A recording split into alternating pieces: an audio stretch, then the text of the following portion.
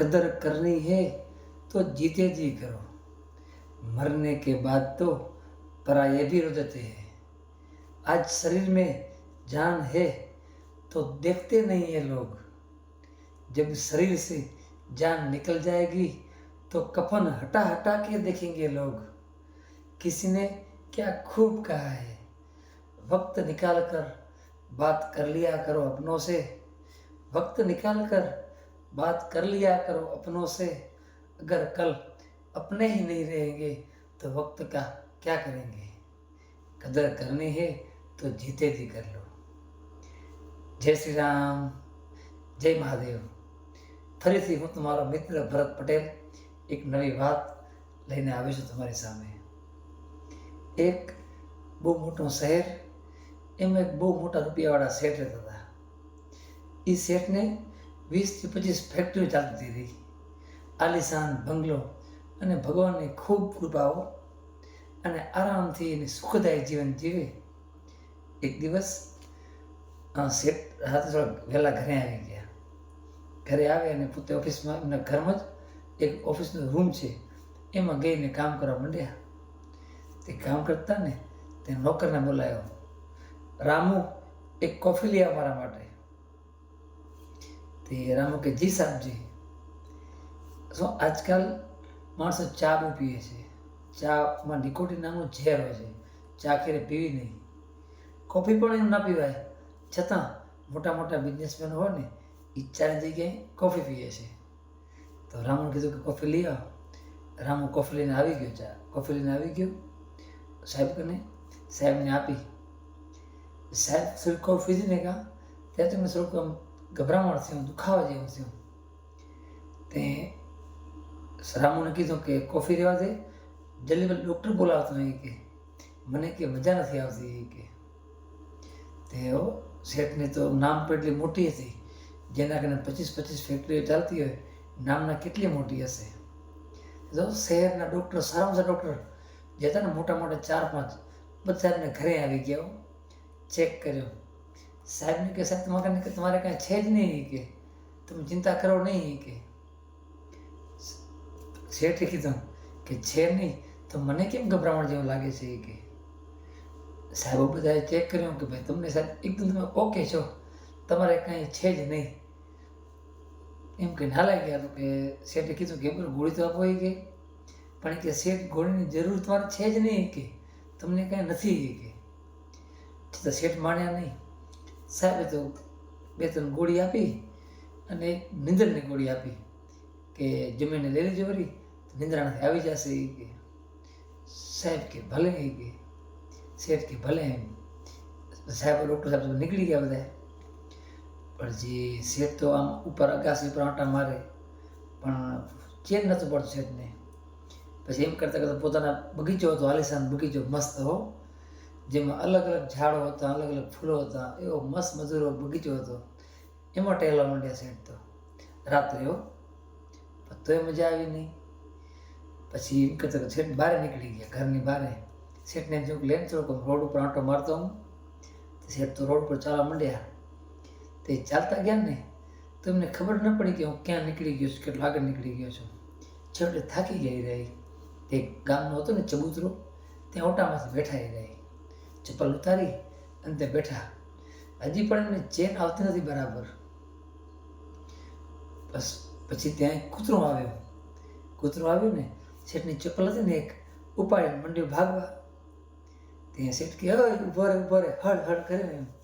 શેઠ એની પાછળ પોતાની ચપ્પલ લેવા માટે થઈને, તે ચપ્પલ આખરે મળી ગઈ એમને। એક જગ્યાએથી કૂતરો બેસી ગયો ને, એ રામ ચપ્પલ લીધી અને બસ તેને બધું ભૂલી ગયા થઈ રહી કે મને શું થયું છે એ રહી। તે ચપ્પલ લઈ અને નીકળવા માંડ્યા। ત્યાં જ રાત્રે 4 વાગે એમને કોઈક અવાજ સંભળાનો, રડવાનો, જાણે કોઈ રડે છે એમ, જાણે કોઈ રોવે છે એમ। તમે જોયું કે આજે દેખાતું નથી કાંઈ, ક્યાંથી અવાજ આવ્યો હશે। પછી મનમાં કે આ બધું કોણ છે ભાઈ, હાલ નહીં ભાગ નહીં કે ભાઈ ઘરે કે રાતના જો ને 4 વાગ્યા છે કે જતા ને કાં વારે રડવાનો અવાજ આવ્યો। તે મનમાં એમ થયું કે આ રડે છે, મારે કે માનવતા માટે તેને પૂછવું જવું પડે ત્યાં કે ન હોય કે દિલે એમ કીધું. દિલનું માની શેઠ તો આગળ ગયા, જોયું તો એક નાનું સરખું ઝૂંપડું, કાંઈ સુવિધા નહીં એમાં. અને એક બેન આમ છાતી ઘૂંટતા રહ્યો અને રોતા રહ્યા કે હે ભગવાન આવી તેમ કરતા રહ્યા એમ. તો શેઠે જઈને કીધું કે બેન દરવાજો ખોલી આવે, માફ કરજો એ કે હું આ ગામનો જ છું, મારાથી રાત્રે અવાય નહીં, આટલો પરોડીએ 4 વાગે રાત્રે, પણ છતાં એ કે હું તમારો રડવાનો અવાજ સાંભળી અને આવે છું એ કે તમે બેન ખોટું ન સમજતા એ કે. બેન તો કે ના ના ભાઈ કાંઈ વાંધો નહીં કે. તો કે બેન તમે રોવો છો કેમ એ કે.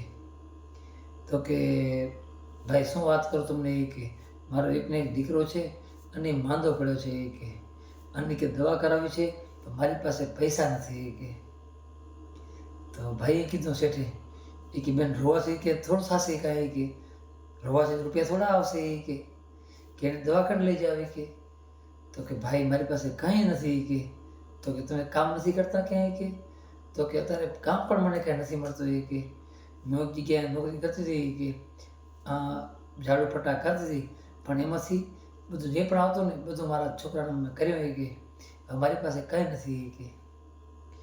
તો શેઠ છે ને બધું ભૂલી ગયા હતા, એને શું તકલીફ હતી કાંઈ પણ બધું ભૂલી ગયા હતા, એને સુકૂન મળવા માંડ્યું એમ. તો શેઠે કીધું કે પણ તો એક તમે દવાખાને લઈ જાઓ, નહીં તો દવાખાને તમે સરકારી દવાખાને લઈ જાઓ કે ત્યાં તો રૂપિયા પડતા નથી કે. તો કે તમારે રોવાનું કારણ કંઈ બીજું કંઈ છે કે. તો કે ના કાંઈ નથી કે હું આજે છે ને સાંજે કે બધી હું કે આ ઘરથી મારા દીકરાને દવાખાને લઈ જાવ છો એ કે ઘરથી બહાર બેઠી હતી કે ત્યાં એક સંત નીકળ્યા એ કે. અને મને એમ કીધું, મેં એને કીધું ભાઈ મારી પાસે રૂપિયા નથી, મારો છોકરો માંદો પડ્યો છે એ કે વાત બધી કરી. ત્યારે સંતે એમ કીધું એ કે તું છે ને તું 4 વાગે છે ને તું રોવાનું શરૂ કરજે એ કે ભગવાન તારો સારો કરશે ચોક્કસ એ કે. તારા કોઈને કોઈ ભગવાન કોઈના રૂપમાં તને તારી પાસે મૂકશે એ કે અને તારું કામ થઈ જશે એ કે. હું તો એટલા માટે રજૂ થઈ કે છોકરા માટે શીખ, પણ કે મારે છે એ સંતે એમ કીધું કે તું 4 વાગે ને તારે રોવા માંડવાનું છે એ કે. તો શેઠે વિચાર કર્યો કે આ સંત કહી ગયા, આ ખરેખર આ બધું કે ભગવાને જાણે કેમ કર્યું હોય, મને કાંઈ થતું નથી તારે કે. અને હું 4 વાગે કે મારો મહેલ છોડીને અહીંયા કને ઝોપડાપટ્ટીનું ઊભો છું એ કે આ છે શું બધું એ કે. પછી મનોમન થયું કે આ નક્કી બધી ભગવાનની આ ગોઠવણી છે એ કે. તો એને શેઠે પલ પરના વિચાર કર્યા વગર શેઠે કીધું કે તું મારી બેન છો એ કે, તું મારી બેન જેવી છો એ કે. તું ચિંતા કાંઈ ન કર, હું હમણાં જ ફોન કરું ડૉક્ટરને એ કે.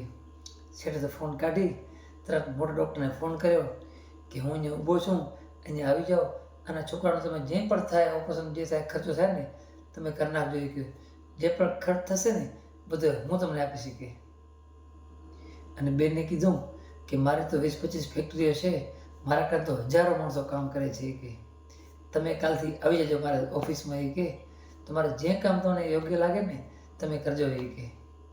તમને પગાર આપી દેશે તમારે તમે કહેશો એ કે તમે બસ આવી જજો એ કે.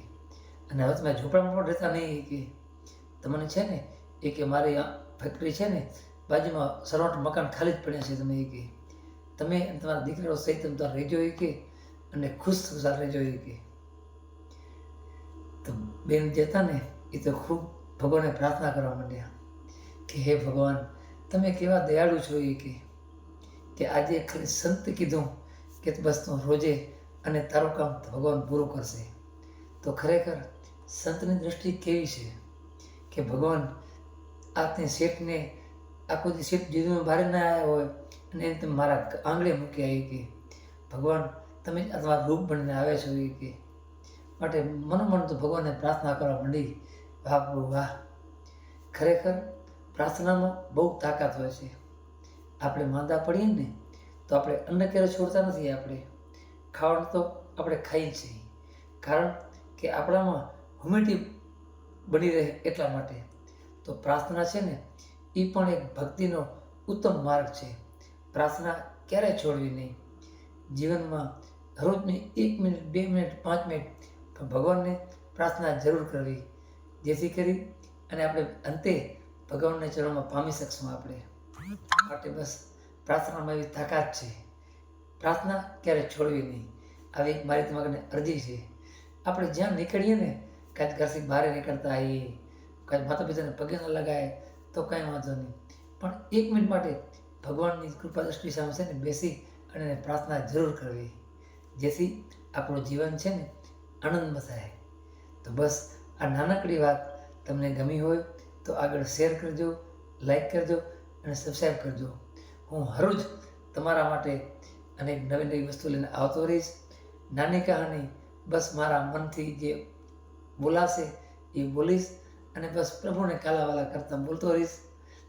જો તમને ગમે તો જરૂર આ બીજાને શેર કરજો, જેથી કોઈના જીવનમાં પણ પ્રકાશ થાય, ભક્તિનો પ્રકાશ થાય.